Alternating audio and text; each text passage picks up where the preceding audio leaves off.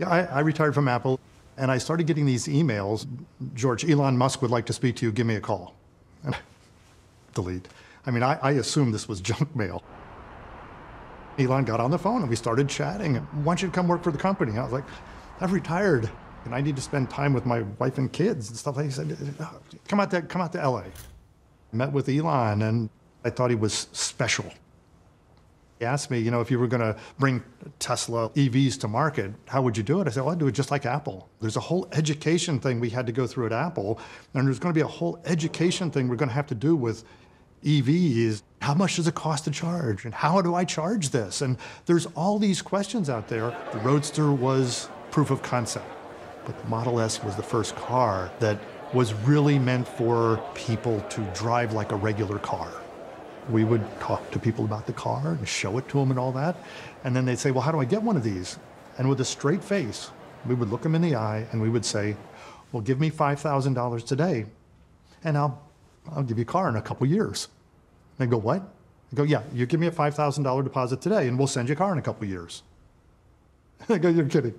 They go, no, that's what we do. We'll give you a reservation number, and unless you want one of the first 1,000. If you want one of the first 1,000, you got to give me $40,000 today, and I'll send you a car in a couple years. And people did it. I jokingly describe myself as the Pied Piper of super nerds. My role is essentially to go find people 1,000 times smarter than me, get them excited about solving a really hard problem. One of the ways that we explained what the SpaceX culture was, and this was in order to be really honest with people. SpaceX is special forces. We take on the missions that others deem impossible. This will be the hardest thing you will ever do in your life. It is the kind of personality that wants to be a Navy SEAL, the engineering equivalent of that. It will be bruising and punishing and uncomfortable every day. Growth is rarely comfortable.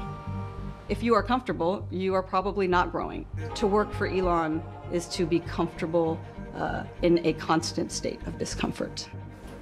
He has 10,000 times more what the average person has streaming through their brain at any given time. Our ability to think about and analyze a problem is nothing compared to how his brain works. Elon aspires to be like the greatest engineer in the history of the world. He does have the cognitive horsepower of the geniuses that we have seen come before us. But he's not Einstein, is he? I think he is smarter than Einstein. Elon tweeted, Tesla will be profitable in Q1 2013.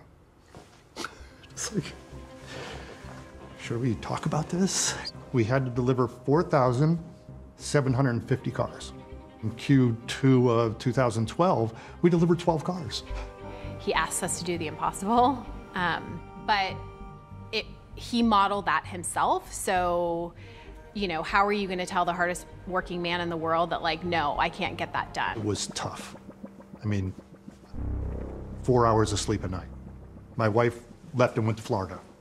She left around the 15th of February. She said, I can't watch you anymore. It was the toughest month I ever worked. He assumed that we weren't doing enough fast enough to deliver enough cars in Q1 of 2013.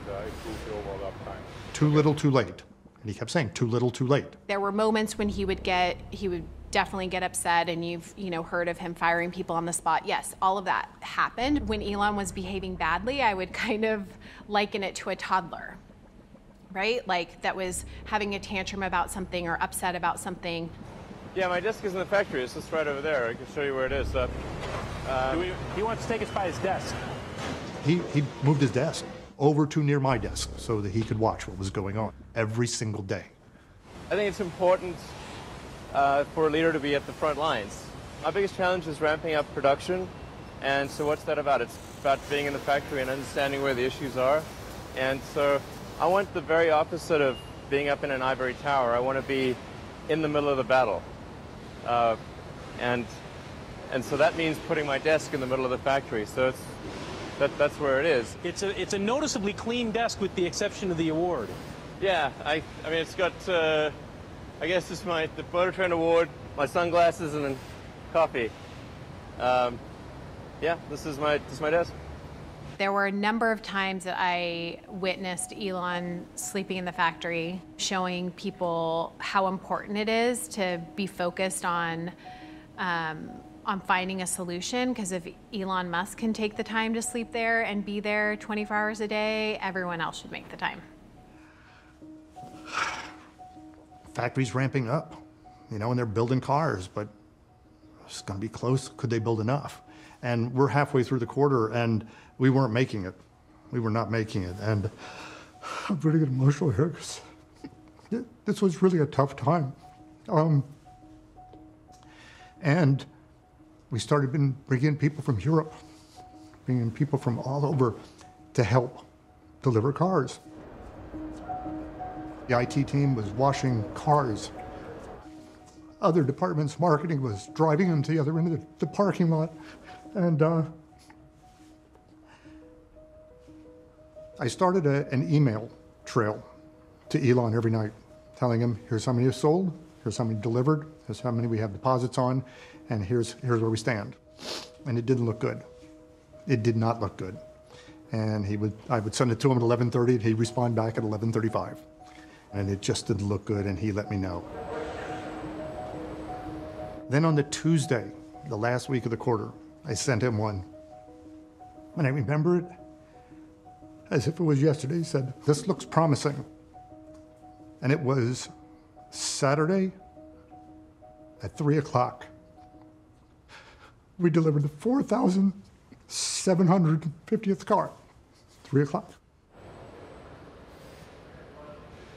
We made $11 million that quarter, put us over the hump, stocking from $20 to $90, and Tesla became a viable company.